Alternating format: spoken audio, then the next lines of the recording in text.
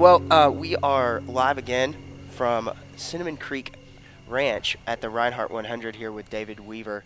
Thanks for joining us, man. This thing is awesome. Thanks for having me on. It's been a fun weekend. So tell me a little bit. So you work at Reinhart, and what's the whole story behind this big shoot we're at today? So I'll give you some history on how I kind of came into Reinhart, and then kind of the history on the shoot. I was out of college and worked for an outfitter for a season, doing some different lodge things in a couple different states. Moved back to North Carolina, which is where I'm from, and a job listing came up that they were looking for an R100 coordinator. And at the time, I'd shot the R100 before, so I kind of knew what the shoot was about. I sent a resume in and gave them a call and said, hey, I'd really like to talk more about this. I think it'd be something that kind of fits with what I went to college for and what I'm interested in doing in the archery industry. And just kind of got really lucky, got the job, and started in November of 2016. So this is my second kind of season running the R100, and it's a lot of fun. This is our 15th year of R100s. So been going for a while now. We're doing 19 shoots this year. And the R100 is kind of our marketing, grassroots, get out there and let the public shoot our targets. And as you guys shot the course this weekend, you saw the T-Rex and the elephants and giraffes, and you're going to see stuff here that you don't really get to see anywhere else. Stegosaurus. Stegosaurus, shot a little Stegosaurus, which is kind of fun. Yep, we've got the big Triceratops. We've got all kinds of cool stuff. So not only do you get to shoot every target in our production line that you might see at an IBO shoot or a club shoot anywhere in the country, but you're going to get to see these targets that you only get at the R100. You're not going to see them anywhere else. So that's kind of how it started, and it's just kind of gone from there. This weekend we had, I believe it was like 570 shooters, so quite a few people came out here. We had people from as far as Utah, I heard, and it's not uncommon for people to drive 10 or 15 hours to come out to an R100. I've seen some very interesting license plates in the parking lot, and it's packed. I was like, I didn't know what to expect. There's even a few RVs in the parking lot. One of them's mine. I'm camping out in the parking lot this week, so it's been fun. That's pretty cool. How long do you have to stay in that thing for the? So my season kind of starts, as far as running tournaments goes, I leave Wisconsin in, I guess, the last week of February it was this year. And I head to Georgia. We kind of do this southern loop, Georgia, Alabama, Texas. We're headed to California next. And then we wrap up in mid-September. So between March and September, I'm home a week here, a week there, but gone most of the time. I spend about 150 nights in that thing a year. So it's it's busy. It's a lot of work getting this course set up in a short amount of time. These guys bust their butts for about 5 days here getting this tournament up and going, and then running it, and then tearing down everything out on that course today, which is 100 targets on the range plus the practice range. All that stuff will get packed up tonight, and that truck will get picked up as early as tomorrow morning. So these guys put in some work. 12-hour days for about a week straight. It was absolutely a lot of fun to shoot, I'll tell you that, and just very neat to see kind of just the different shot scenarios you had. And we were talking about it on the course, Jordan and I, about just how different it is shooting at a 3D target as opposed to kind of the foam block that I have in my backyard that I shoot at, Well, and even just being out in the woods, people have the backyard and it's kind of wide open. You get maybe 20, 30 yards. We're out here, you kind of shooting in between trees. You may have some elevation. One of our shots here was up kind of in that little fort kind of thing, shooting down at the skunk. So you've got that steep angle, 20-yard shot like you would on a whitetail. So we try to make it kind of realistic so that our hunting guys, which is a lot of who comes out to shoot, are bow hunters. That they kind of get that realistic feel out in the woods. And we're shooting, everything from those. I guess our smallest target this year is the squirrel and the little grouse, all the way up to your turkeys, deer, rams, sheep, and then all the way up to our African game stuff. Which was a lot of fun to shoot. We did the African side. I wanted to do North America, but we didn't get out there. So. Next year you'll have to shoot the other side. Yeah, absolutely. It was a lot of fun. I know there's a deer with an apple on its nose, right? Yeah, we have the apple buck at every tournament. So you shoot the deer, regular score, center 12, and then it's a bonus target for the apple. So if you shoot it and hit it, you get 24 extra points, which is pretty nice. Yeah. That's a big bump in your score. So absolutely. I think this weekend it's usually between 20 and 30 yards. It's somewhere closer to 30 this year. So it's a tough shot. That's not a big apple to aim at. No, it was. Some of those shots were pretty tight, through small stuff. But then just like the spider was one of those small ones. Yeah.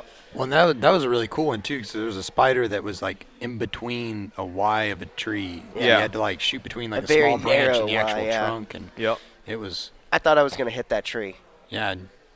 You did good on that one. Fortunately, I didn't on that one. No, I did. I straight crowned one of my arrows when I shot below that rhino. Yeah, and hit that metal. It sounded like a bell going off. Yep. But I didn't lose arrows as much as I thought I would, and this is like way better than golf. I'll tell you that. Yeah. Yeah, it's we sometimes put some tough shots out there that you might lose an arrow on, but we try to make this thing pretty family friendly, and we don't want people coming off the course feeling like they got beat up too bad. So we make some challenging shots here and there, but the goal for the weekend is to have fun. So we always keep that in mind. To me, the two biggest surprises of this was how quickly, with the amount of people that are out here, the course moved through. Yep. There were some bottlenecks a little bit, but and that leads me to my second surprise, which was the amount of families and the amount of kids that are here. Yep. I mean, it's like way more kids than I would have been. I saw some pretty young kids shooting the course. Mm-hmm. That's the other thing, shooting really the course. Cool. We had really some neat. 5- and 6-year-olds out here this weekend shooting, and then you get the parents, you even get the grandparents. So we've got kids as young as 5, 6, and people up into their 80s shooting the course. We even had one lady that shot 100 targets each day.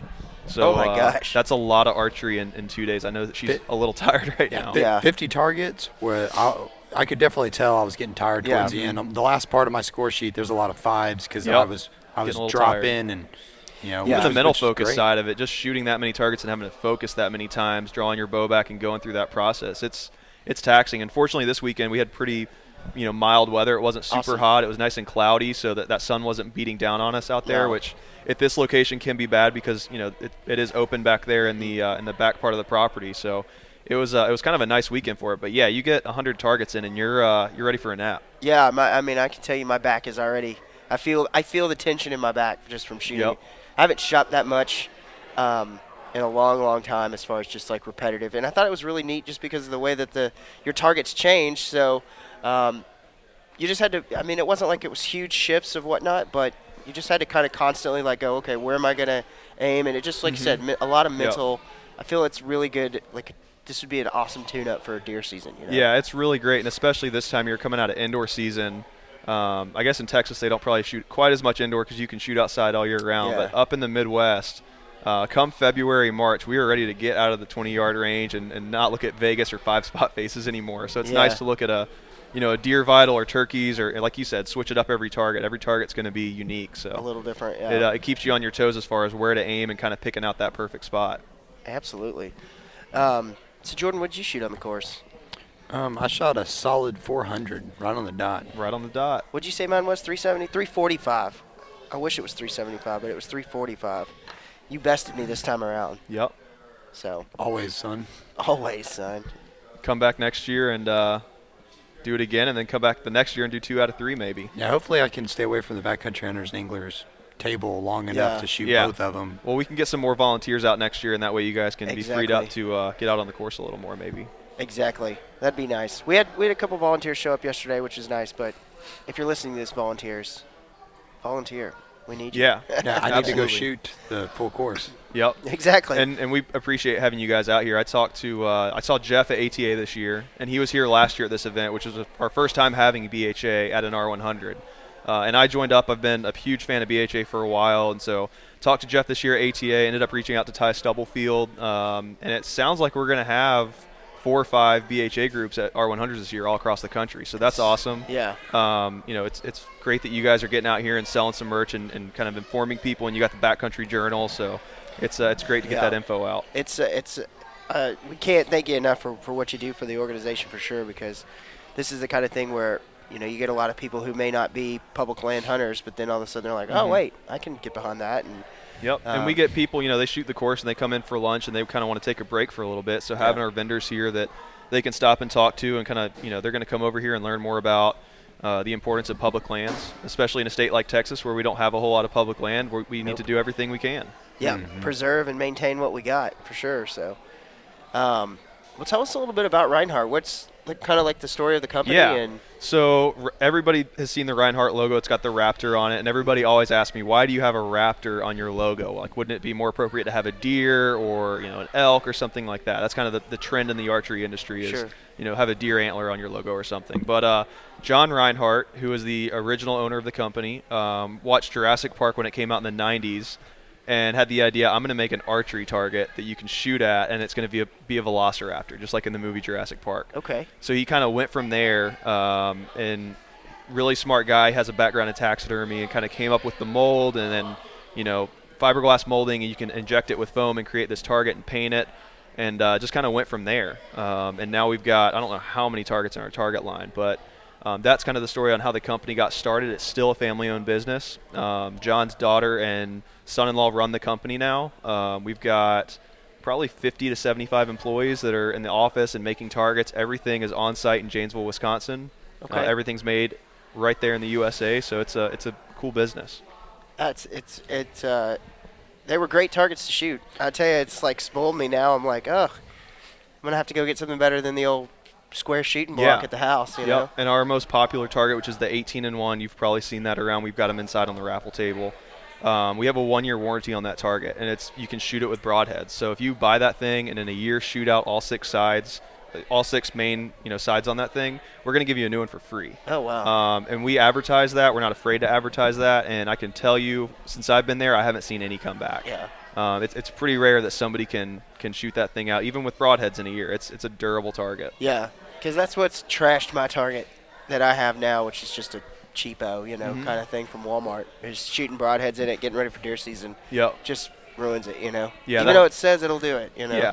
Well, and a lot of targets will take a broadhead, but a lot of them aren't going to take repetitive use where you're just beating that foam up. Ours, I think we have the best self-healing foam in the industry. I'll leave that for everybody else to decide on their own, but it's really durable stuff. I've used a lot of different targets, and our competition series foam is really top-notch. Yeah. Well, I noticed out there walking the course, there's been a lot of people going through it, and there's not a lot of shot out, inserts. Like, I was going to ask, have y'all had to replace a lot of them, or are they still rolling? We keep an eye on them, especially the smaller targets that we stick at 20 yards. When you have 500 people shoot, a quarter size X or something like that, or quarter size 12 on a target, it's gonna, it'll beat up in a weekend. So we keep an eye on them, swap them out as we need to. But honestly, there's targets out there. I swap them once a year, and we have between 8,000 and 10,000 shooters. So some of those inserts are getting shot 5,000 times before we swap them out, which is pretty unbelievable. Right. That's a lot of shots.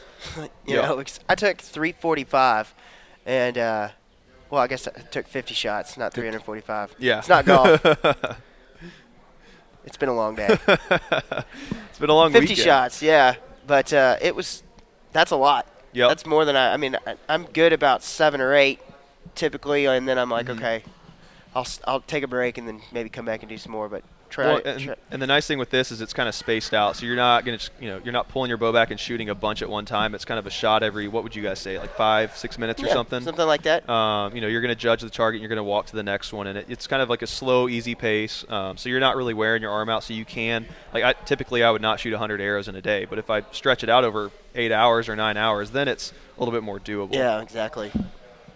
Well, it was super fun, like you said, walking through the woods. I mean, some of the targets aren't right next to each other, so you get to stroll in the woods too. Yeah, exactly. I don't know how long the course is here, but usually you're looking at a mile, maybe 2 miles for the whole course. So yeah, it's a nice little stroll through the woods. Hopefully we get good weather at every shoot this year. That always bugs us this time of year especially, but so far we've been all right. It's a crapshoot this time of the year here in Texas. Well, it did rain yesterday, and I was really worried coming up today. I was like, man, it's going to be sloppy out there, and it wasn't that bad. Wasn't too bad. No. Yeah, the parking lot had some gravel in it, so the parking lot didn't get too sloppy, which can be an issue. But, they do a great job out here. We're not on video, but we've got this beautiful creek behind us, and they've done a great job putting all this rock in. They really do a great job at Cinnamon Creek. The course is really nice. This is my first time here. It's beautiful. Yep. Yeah, it's my first time. I've known of this place, obviously, but just because its reputation supersedes itself. But just being here, and I will definitely come back and hang out. Yeah, Joe and Nola run this place, and I didn't get to meet them last year when I was here. They were in New Zealand hunting red stag, which, that's just not even fair. No. I was pretty jealous, but they're here this year, and they run a great facility. This is one of the biggest processors in the state of Texas. You guys haven't seen it back behind the area where we have registration, but they're freezers that are 30 feet tall, and they're giant walk-in freezers, and they do, I don't know how many thousands and thousands of animals in a year, but it's a lot. I noticed people were pulling up to get meat. Yep. Yeah, we've had people coming in all week picking up pigs and deer and exotics. So. Yeah, it's cool. It's pretty neat to see, and they do taxidermy here as well. They don't. Most of those are theirs that they've shot themselves. Okay. They're big hunters. Joe hunts all over the place, and Nola too. She just had rotator cuff surgery, so she's kind of getting back into the swing of things here over the next couple months. But oh yeah, they're killers, man. They get after it. It was great seeing this place. So, well, you look worn out, Abe. I am tired. What are the plans for hunting season for everybody? Turkey right now. Yep. Well, for crappie and turkey. We got what is it? What is today? March 18th. So opening day is on the 31st, I think, right? Or is You got a today couple opening day in the South Zone? For South Rios. Zone opens, I think, this week because I checked that out before I came down. Yeah, so turkey season is upon us, so that's a big thing we're doing. Jordan's going to go. He drew Hagerman for turkey, so. Is that a good spot? I've heard it's good. I've heard both ways. Some people say they've never seen turkey out there, and I have some people that say they see a lot. So okay. I haven't been out to scout. I know that this is the second podcast in a row I've said I have not put boots on the ground yet. I know how that goes. We've been busy. It's that was one of my questions I was going to ask you, is how much being in the outdoor industry has hindered your hunting ability? Yeah, everybody wants a job in the hunting industry, and I get people all the time that say, oh, you've got the best job in the world, and it's a cool job. You know, getting to travel and work with all these different archery clubs is a lot of fun. But when you spend almost all your time between March and August, or September, I guess, on the road, it leaves little time for shed hunting and turkey season and, you know, getting ready for deer season. So I do a lot of public land hunting up in Wisconsin, which last season was rough. The deer hunting was pretty bad, but waterfowl was good, so that's always fun. You do get to make some connections when you work in the hunting industry. Sure. So tomorrow we're going to go hunt pigs in the afternoon. That'll be fun. Yeah. I desperately need meat in my freezer, so hopefully I can fill that up a little bit. And I don't know what I'm going to do this fall. I don't really have any plans yet. I need to find a spot to kill a deer because I'm going on a year without a deer kill. So oh no, gotta fix that. Yeah, I that was me last year. I didn't get one in 16, and so 17 I got off the zero mark and finally put a doe in the refrigerator, which she's being made. Part of it's being made into pastrami right now. So nice. In the refrigerator. So yep. I killed a nice one in 11 point in 16 back when I was in North Carolina, and then last year just kind of struck out, and I hunted everywhere. I was in Wisconsin. I went to Montana for a week. Oh, wow. I was in North Carolina again, and then Indiana, and passed up some deer, but just, put a lot of time in the stand, but just wasn't seeing the kind of deer I was looking for. But that's kind of the way it goes. If you're going to be selective, you're not going to shoot as many deer. Hey, it's that's the way it typically goes, you know. Yep. So public land hunting in Texas, if it's legal, I'm going to go ahead and take it. You know, especially like any type of doe I see, she's going to go down and be a meat deer. Yep. We saw a little Forky that he would have been, if he was legal, he would have been in the freezer as well. It's funny how that works. Like first part of the season, you're like, oh, I'm going to shoot a big buck this year. You know, I've been scouting. I've seen all these big rubs. There's got a couple nice deer on camera in the middle of the night. And then by the end of the year, you're like, man, if anything walks out, it's getting dropped. Doesn't matter what brown it is down. Yeah, if it's brown, it's down.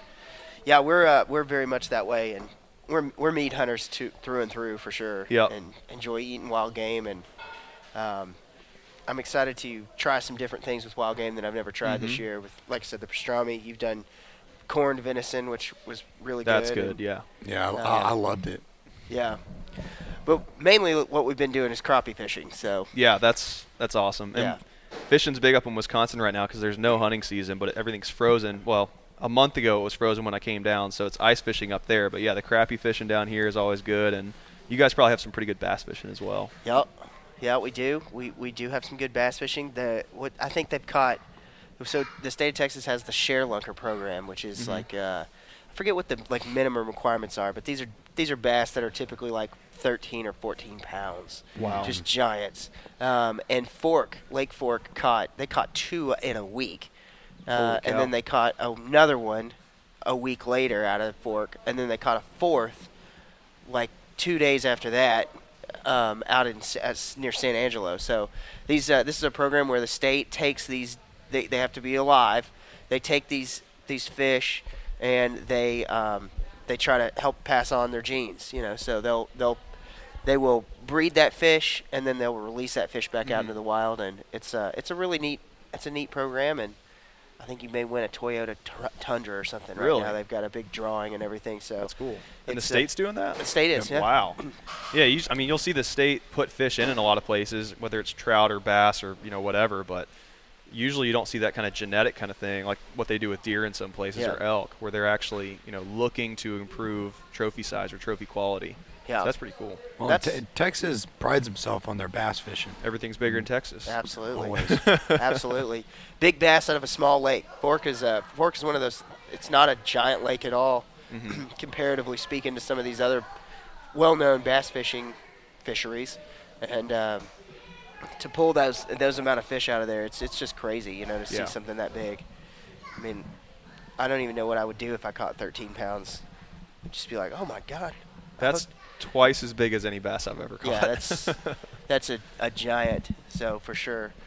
I wonder if there's any bass in that creek over there. I've been looking around. I doubt it. That creek's looking a little nasty, but I think it flows right in from Fort Worth, and it looks like it's raining a little bit right now. Yep, the rain's starting again. Yeah, hopefully it doesn't come in too bad. No. It sprinkled on us out there a little bit. Yeah. I wore my raincoat out there because I was like, man, it looks like it's going to rain. Yep. It started sprinkling. I was like, I made the right call. And it just shut off, and I just got hot. Yeah, that's I guess the tough thing about being down south when it starts raining is it gets super humid in a hurry. But it wasn't. It's been really nice this weekend. The wind's been blowing, so that keeps it down a little bit for sure. So I was thoroughly surprised and happy with the weather. Yep, for sure. And we're wrapping up here. I think the range closes in about 25 minutes. So right here at the end of the day, that's not too big of a deal. It's always tough when it starts raining at 7 in the morning and you're thinking, man, I don't think anybody's going to want to break the bow out of the closet and shoot today. But even with the it was showing thunderstorms all weekend earlier this week, and we still had,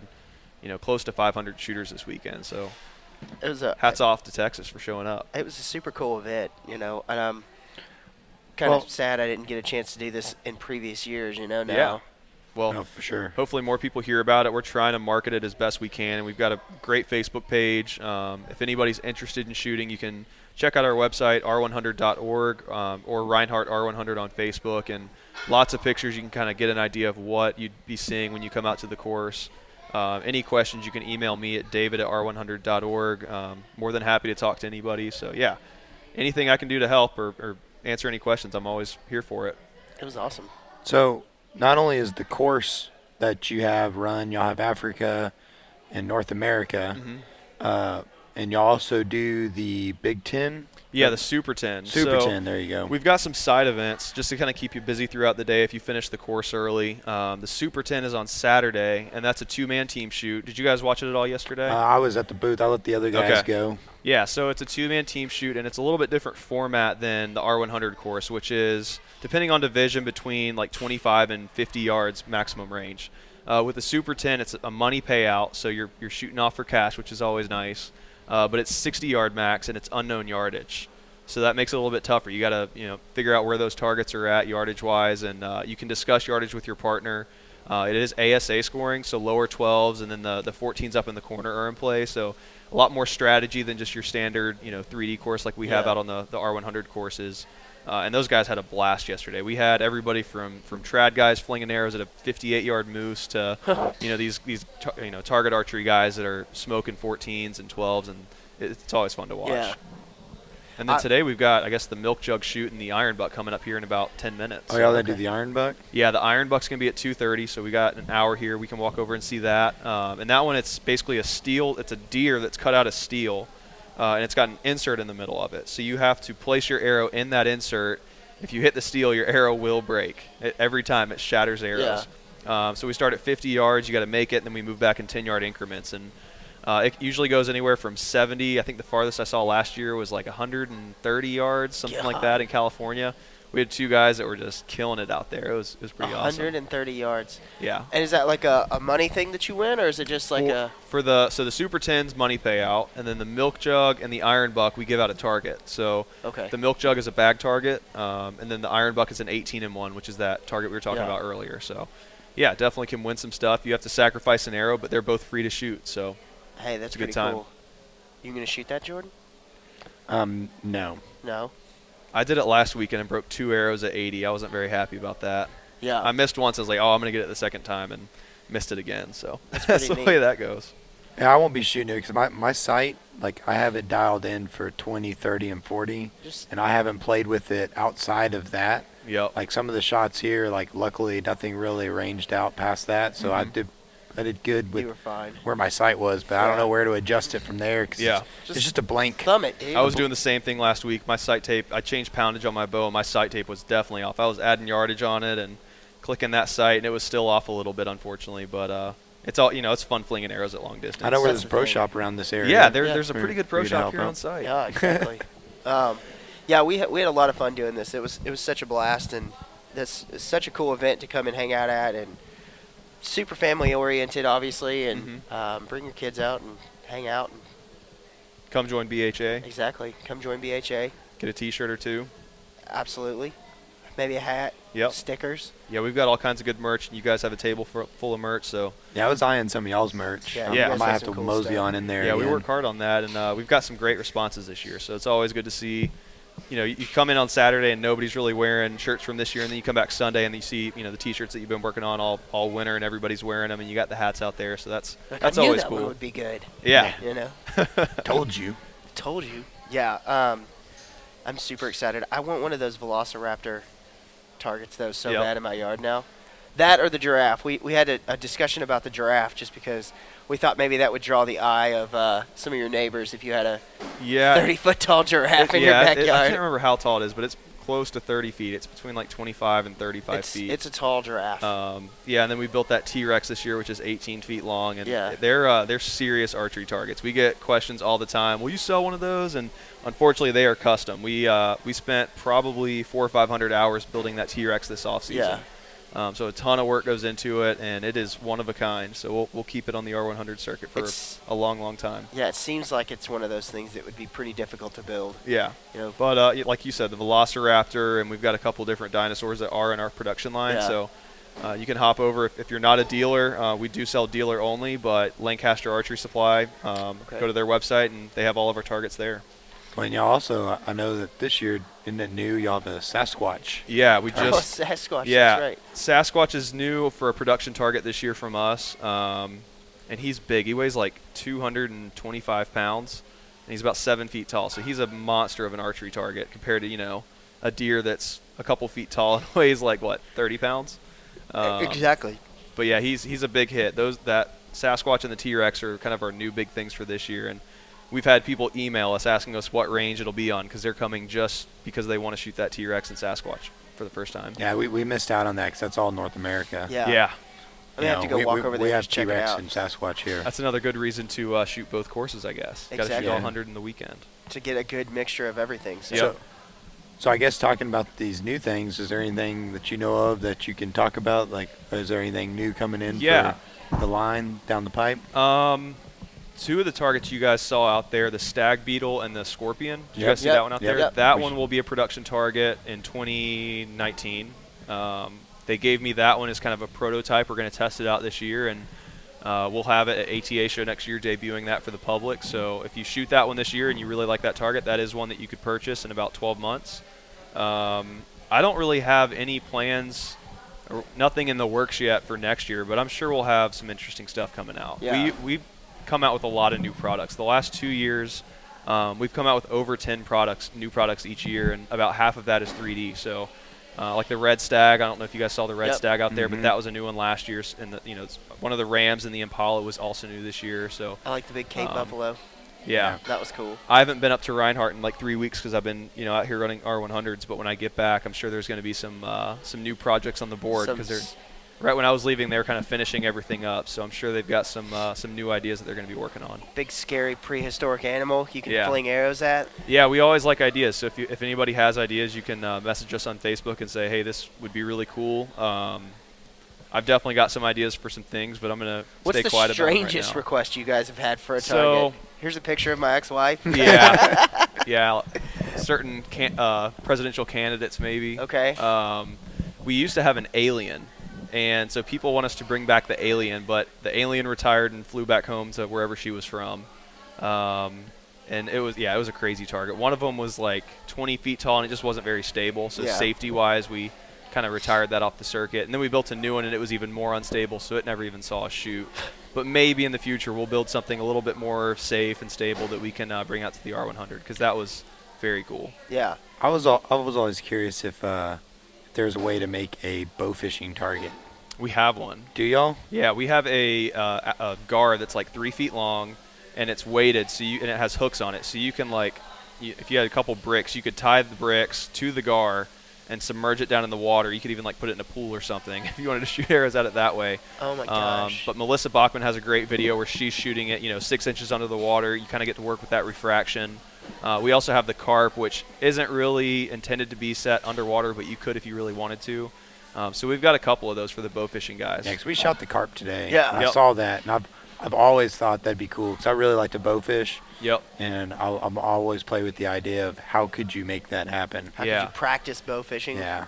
Yeah, if you check out our gar target online, there's got to be a YouTube video of somebody shooting it underwater, so you could check that out. But yeah, it's pretty unique. We don't have it on the R100 tour because it doesn't have an insert, so we'd beat it up pretty bad. We'd have to have a lot of gar on the trailer, but we do have that carp, and if you want to have something to practice bow fishing, that gar target would be awesome. It's a small one to aim at too. Yeah. Yeah, I've shot a couple gar, and some of them I was amazed I hit them. Yeah, they're like a fat pencil. They're not much to aim at. Not much at all. It was like that alligator. Yeah, that alligator shot was hard. That was a really difficult shot. I did actually there pretty the good water. on the alligator. I was surprised because it was down at an angle, and he was kind of in the water. Angle and the open. I think the open stake was at 38 yards on that one, and especially shooting down on that target, it's a pretty small insert you got to hit. That 12 ring's tough to nail past about 25, 30 yards. Yeah. So we gave him a challenge on that one. Yeah, I made the mistake on this course, and throw it out there if anyone out there is going to shoot this next year. I brought my binoculars because I saw a bunch of people have them, and I was like, oh, that's a good idea. Shoot with your binoculars so you get used to having them on you, like hunting scenario. Yeah. I couldn't figure out why they had them, and I realized that, man, it makes a difference to be able to look down. You can see the rings and see where everything's placed. And I was like, that's why. So those rings aren't always right in that little crease where you might want to stick an arrow. They are often a little bit back so that you can have a flat surface, and it's just laid out better. So yeah, you might shoot one and think, oh, I just heart shot the heck out of that deer, and then you get up there and you shot an 8. Those binos are like the best tool to have on the range. We actually did a couple of those. We were back, and I was like, man, that's money right there. That's that a is dead deer. Super money. That's a dead animal. Yeah, it's a dead cobra. Dead cobra. Yeah. Yeah, and those cobra targets are crazy. I mean, there's stuff out in there, little, what you call it, the fins or something. What do you call it a cobra for that when the head's flat on the sides? I don't know. Fringe. I don't know what they're called, but I don't know. Yeah, it's kind of like a coiled up cobra, and you have the big head coming up, and it's about 3 feet tall and 1.5 feet wide, and that's a unique one. It's a fun target to shoot. Yeah, there's spots all over it to hit. Yep. You walk up to it and you're like, oh, okay. Yeah, there's targets that you would not see, like the cobras.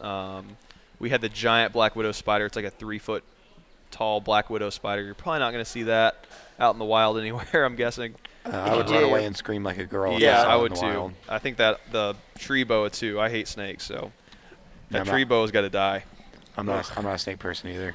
Snakes and spiders. Well, then you had the bear on the toilet. Yeah, we got the toilet bear. So the bear does shit in the woods. Yeah, so we've got our stump bear target, which it's just a normal production target that we sell, and we've decided let's take a bear and cut it in half, and we'll have a toilet target with a toilet tank that you shoot, and the bear's sitting on the toilet. So yeah, bears do shit in the woods apparently. Yeah, that was kind of a weird. We were like, well, what is the other? There's supposed to be 2 here.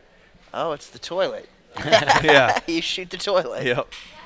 Which was kind of neat. So it was a lot of fun. We had a blast doing this, and can't thank you enough. And for having BHA out here and having us out here, it was a lot of fun. Yeah. Well, we're glad that we can run this tournament and go all over the United States. I said earlier we've got 19 events, 19 different states, so we really do cover a lot of the country in a year, and get between 8,000 and 10,000 shooters out here shooting it. So we're thrilled that we can come out here and host this tournament for you guys, and we love having BHA here.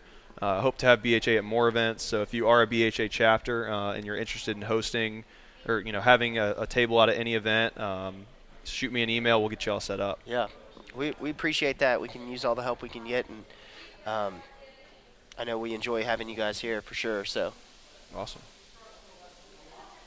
What bows are you guys shooting? You don't want to know.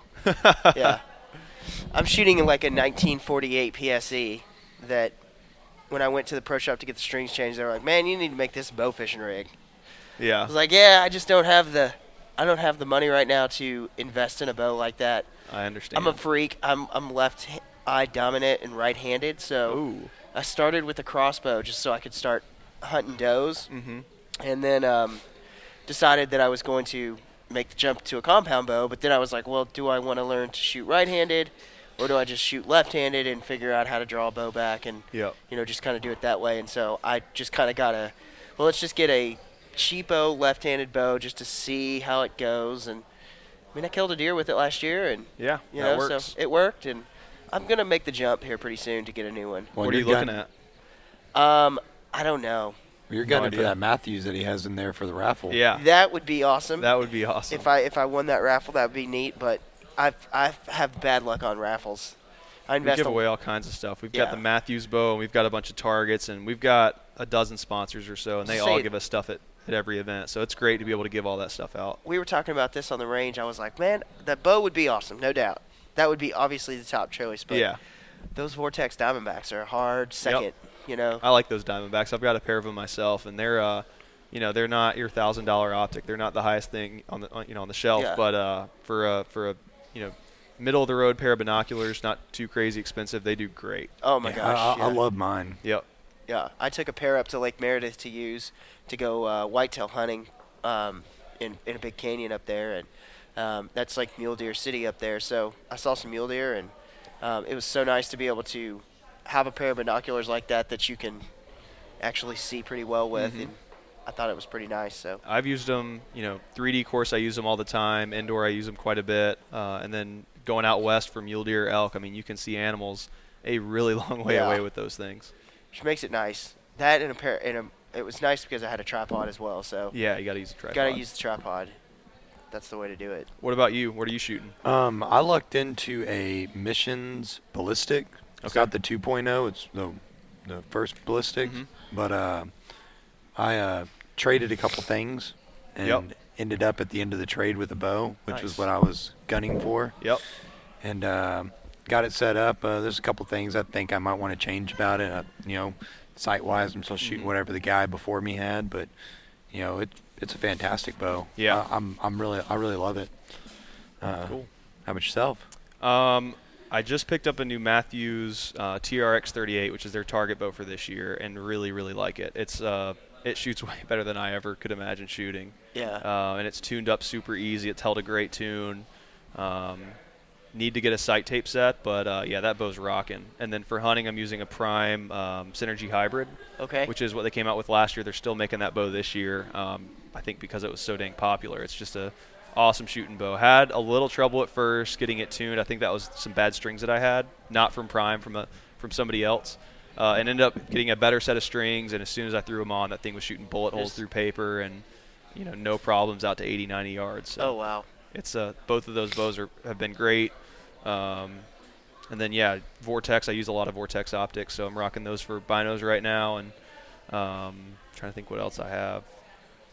I got a bunch of different stabilizers and stuff. But the bows, Matthews and Prime, definitely recommend both of those brands. Yeah, I like it. When I started becoming an archery hunter, it was just it's just like a fascinating world to be in, because you can do things like this. You can, obviously it opens up a lot of land here in Dallas, where we're from, for public hunting. Yep.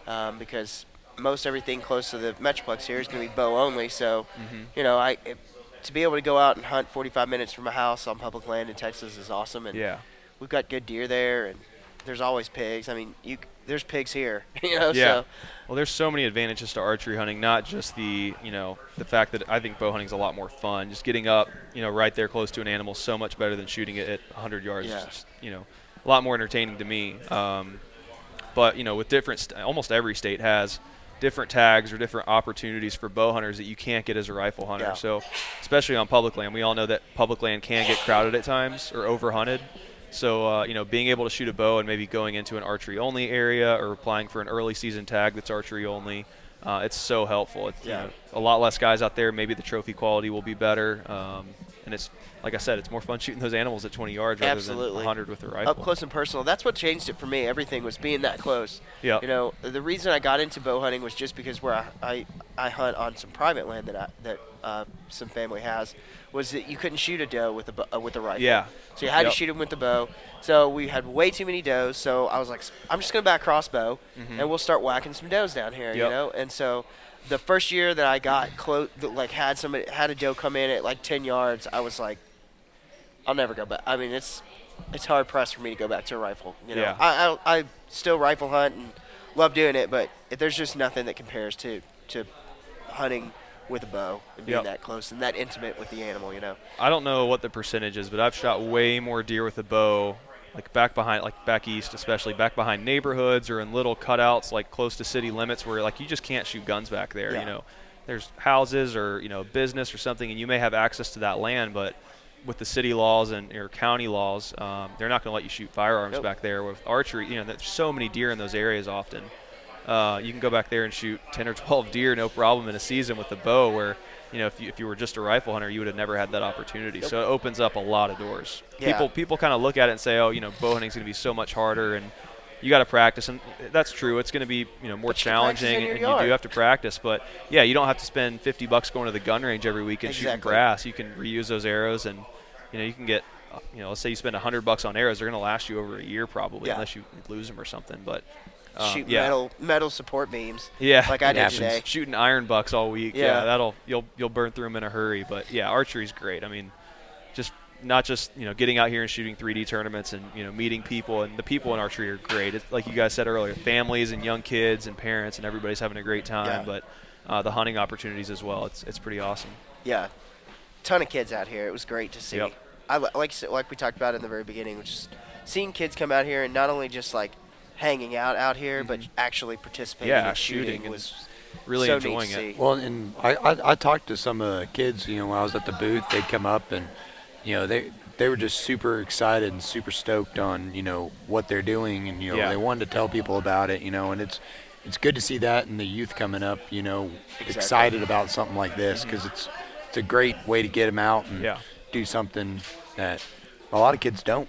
Yep, and these kids, I mean, the hunting industry is really great about having some awesome role models. I have kids all the time come up and they're like, what do you think about Levi Morgan, or what do you think about Jim Shockey? And these guys that are, in the hunting industry that set a great example for, ethical hunters and just, good people. Those kids could be doing something else that's not maybe constructive or not, getting into trouble or whatever it is, and archery is a really good outlet. Any parent that's looking for a new sport or activity for, their family to get into or their kid to get into, archery is certainly a good choice. 100% agree.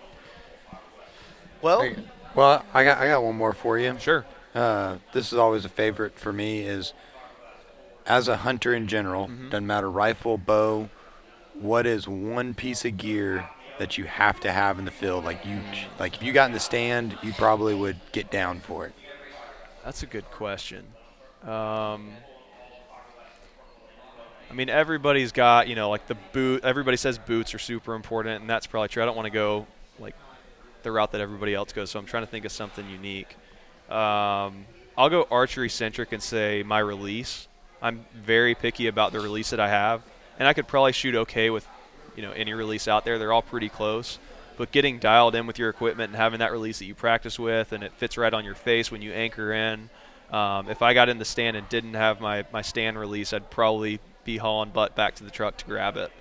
And I guess, it changes everywhere. When you're in the backcountry, GPS is probably the one thing that I don't go in the backcountry without a GPS, because being from, the East or the Midwest, you don't know that area very well. Like in Montana last year, I'd never been to that state or that part of the state ever. So you get 3 or 4 miles back, and if, the weather turns and you get turned around, if you go the wrong way, you're going to be walking a long, long way before you see your truck or people or anything like that. So the Canada's not a place you want to get lost in. No, I was in the Bob Marshall and Grizzly Country, so you don't want to get turned around there and start hiking the wrong way at night. Oh, no. No. Well, one of the guys that was up here on our booth yesterday was telling us he was out at a public land hunt, and some guy got turned around out there coming back from his hunt in the afternoon. He went and tried to track something, got lost and turned around, and he didn't show up until like 1 o'clock in the morning. Jeez. Lost out in the woods, bumbling around, came back with, all kinds of sticker burrs and stuff all over them. No fun getting lost.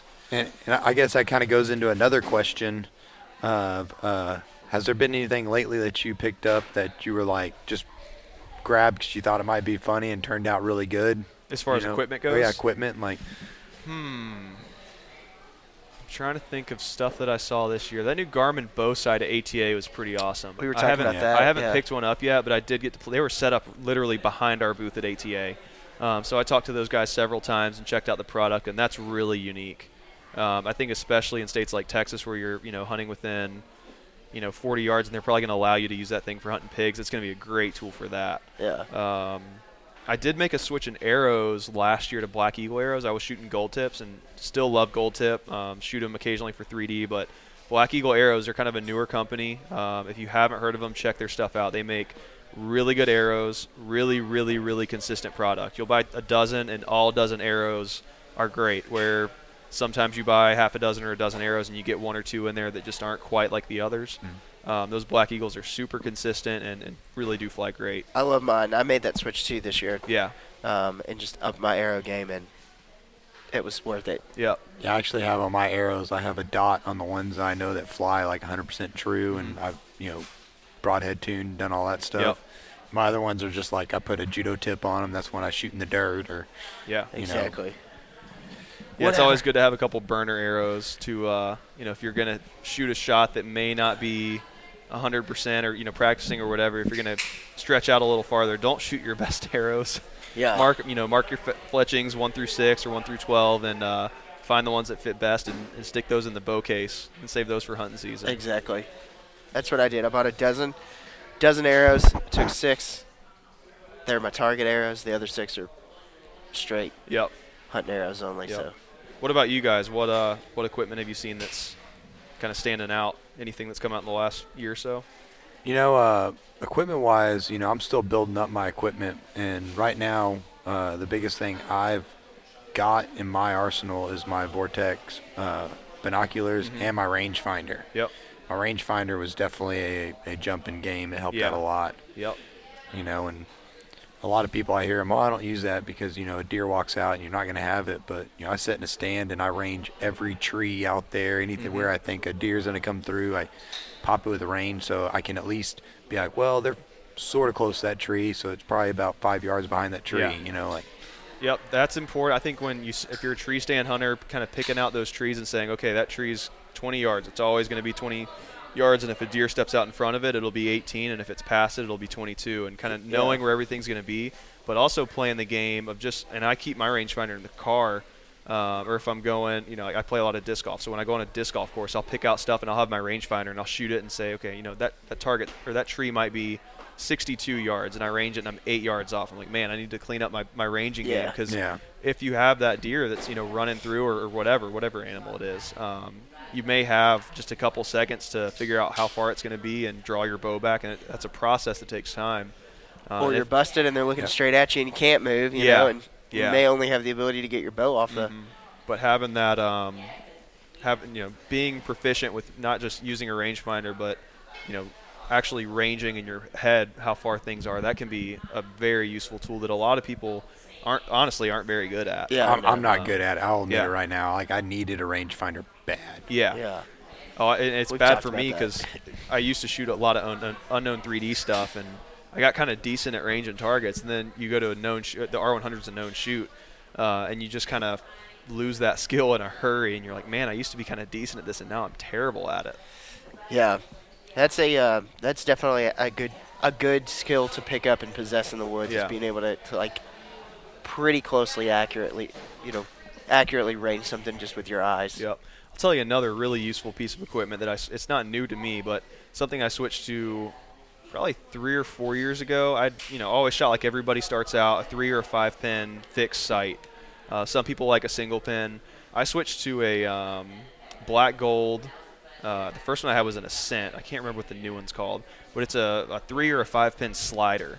So you've got your 3 or 5 pins locked in, just like you would with a normal sight, 20 through 50, 20 through 60, whatever it is. But you can dial that thing down. And it's great on the 3D range because I can dial it down to 42 yards or 76 yards, whatever I want, and my top pin is exactly on that yardage. I don't have to, gap shoot or anything like that or guess. If you have a 50-yard pin and the target's at 70, you just got to kind of, lift that top pin above the target and guess where your arrow is going to hit. And that slider sight's been awesome because if something steps out past where my fixed pins are, I can dial down to it. But at the same time, when I'm deer hunting in the stand, I'm probably not going to shoot a deer past 40 yards. I can lock those pins at 20, 30, 40, and they're good to go. Yeah. So just being able to kind of custom dial to different ranges is huge. Where if you have a single pin and you're you come to full draw at 20 and that deer runs 20 yards, you've got to guess because you've only got that one pin or let down and adjust, and that takes time. So yeah, that's what Cameron has dealt with this year because he shoots a single pin. Yep. Is he had a doe come in, ranged her, drew back, she moved, he had to let down, range her again, and then was able to pull a shot off. But still, just to be able to, just to have something that you can kind of maneuver around quickly with, is always super valuable. So yeah, hunting's never perfect. I mean, sometimes you get really lucky and it just works out perfect. But how many times in the stand have things not worked out the way that you kind of think that they're going to happen? More often than not. Almost all the time it seems like there's always something that goes wrong or isn't the way you plan. So kind of minimizing your chance for error there is huge. Exactly, I agree. So. Well, so do you have anything to suggest to people that are trying to up their archery game? Maybe they're fresh at it, like a good way to practice in the backyard. Yeah. Just like what are some key points you have for a tip on just someone, just wanting starting to out. polish up, or even someone that's been shooting for about maybe a year? Okay, a couple things. I would find a local archery shop or a club or somewhere where you can shoot and have a good time and learn, because a lot of people get stuck in their backyard shooting 20 yards all the time, and there's nothing wrong with practicing at 20 yards. You can get really good with your mechanics, and it's going to help you with all your other shots and everything. But getting out there and shooting different targets at different yardages, getting tips from other guys saying, hey, I think if you tweak this in your form, you're probably not noticing it now, but if you switch this, it's going to improve. And you make that little tweak that you can't see because when you're shooting, you're focusing on that shot. Having some help that way has helped me a ton. Just shooting really bad for a couple weeks and a guy says, hey, drop your front shoulder a little bit, you're kind of tensing up, and drop that shoulder and you start shooting X's like crazy. Yeah. Wow, thank you, that helped me a ton. Another thing that I see that I think limits a lot of people is not knowing your equipment. You can watch YouTube videos to help you with that, and you can learn from the guys at the shop, but learn how to set up your bow, learn how to adjust your poundage and tie a D-loop, and set a sight tape and build arrows. That's another big one. Just learn how to do all those things so that if something happens, 10 o'clock at night and the archery shop's closed and you've got a deer hunt in the morning, you can make that you fix. can fix it. Even if it's just a temporary one, Yep. We see, like we talked earlier about having kids come out here, and I think the difference between, some of these kids that are shooting, 50, 550, 50 up on a course, and the kids that aren't, quite there is the equipment. Some of them just don't have, a great equipment set up. Their draw length's 3 inches long or often with kids it's short because they get it set up and then they grow 6 inches, and now it's, they're way up here and they can't anchor properly. So know how to set your stuff up and know, when you need to make an adjustment, maybe your poundage is a little too low or too high, draw length's a little too long or too short, make those adjustments yourself instead of having to wait 2 weeks to get to the archery shop and, give them the bow and then they got to retune it and all that stuff. Not that archery shops don't do a good job with that. They do a great job, but, being able to do it yourself is always a big help. Hey, man, that's, like you said, if nothing else, just from an emergency situation, we never know what's going to break or something's going to happen. I mean, especially if you're hunting elk or mule deer and you're in the backcountry and your D-loop breaks. Or your peep pops out. Yeah, like, exactly. How do I fix a peep? I don't have a bow press. Well, you can still fix a peep if you don't have a bow press. It's not easy, but it can be done. It's a lot easier than driving 2 hours back into town and hiking off the mountain and all that kind of stuff. Yeah, missing 2 to 3 days, 2 days or so, and that's when all the elk will start showing up. And there's things you can't fix if you break a bowstring or your limb cracks or whatever. Can't duct tape that? You probably can't fix that. You should probably come into town and go to the bow shop and get it fixed. But there's so many little things. Just keeping a set of Allen keys on you is a big one. If something comes loose and your sight's rattling, and if your sight comes loose, you're in trouble because you're probably going to do a whole lot of missing. Yeah, exactly. That has a tendency to happen, and that's one thing that since I started bow hunting is a constant in my backpack is that Allen set. Yeah. Allen key set. So. Yeah, I think those two, and then just practicing. I mean, practice is the most important. So many guys dust that bow off right before bow season, a week before. They haven't shot it since, last December, or whenever it was. Maybe they took it out one time and shot a couple arrows, but you got to be proficient. And I don't know about you guys, but when that deer walks in pretty close range, I get pretty shaken up. Yeah. It's not just like shooting in the backyard at that bag target. It takes a lot of composure. So if your shot's solid and you're practiced up and got all that dialed in, then it's just going to make that way easier. Yeah. I tried to incorporate like running a bunch and then shooting. Yep. Trying to elevate my elevate my heart rate as much as possible, and really try to like put myself in that situation as often as I can. And it's never 100% replicatable, but I feel like it definitely helps when when I've had moments where I've had deer come in and I just can, okay, I feel much more rehearsed than I have in the past when I would just be like, oh God, Yep. doubting myself more than anything. I did the same thing, and one of the things I found out that I was doing is when my heart rate got up, I wasn't, on my drawing hand, the hand that I drew my bow with, I was not tight in my back wall. I was kind of loosening up and not focusing on pushing and pulling as much. So maybe I had a little bit of creep, which is going to really hurt your, where your arrow is going to hit, your accuracy, and kind of learning that, okay, when your heart rate gets up, you need to focus on your form and pushing and pulling, and not just keeping your pin on the target because your heart rate's going up and that pin's floating all over the place, but keeping that good form and pulling through the shot, not punching the trigger. When your heart rate gets up, sometimes you're just like, okay, the shot needs to go off right now, and you bang that trigger, and that's not a good habit to start. Target panic is a tough thing to cure, and I don't know if you guys have struggled with it. I definitely have. But yeah, when you get that heart rate up, you kind of learn some things about where your mistakes are, and that's super useful if you haven't had a lot of experience in the stand, or if you've maybe had some misses and trying to figuring out, okay, how do I fix that? Exactly. There's nothing more frustrating than practicing all year and you're great, and then you have that one opportunity and miss. Yeah, no doubt. And it happens. It definitely happens. Yeah, that's terrible. I don't ever like to have that happen. So, well. Was there anything else you need I don't think think so. of or want to add? Probably need to get back to what you're doing. We've got a couple minutes here until the Iron Buck starts, so we'll probably wrap it up. And a couple things. Just the website again was. Yeah, our website is r100.org. You can go there. Any questions on the on the FAQ page? Scroll through that. It's going to answer a lot of the things you might want to know about. Our schedule's on there. We've also got a great Facebook page, Reinhart R100. That's going to have pictures from all of our events. We post all kinds of great stuff up there, bow hunting tips, the perfect target for the backyard, articles on that. So it's a great resource. Perfect. Yeah, well, we appreciate you sitting down with us and taking the time. Thanks for having me on. It was a pleasure to have you on. Yeah, it's great thank to see you guys this weekend. I definitely appreciate you guys coming out, and hopefully we have you again next year. Next year, we're going to shoot 100 targets. Yeah. Awesome. Well, we'll be here. I'm going to do a couple sit-ups and push-ups before, so I'm in good shape. Great. So, thanks, guys. I need to do one or two more than that.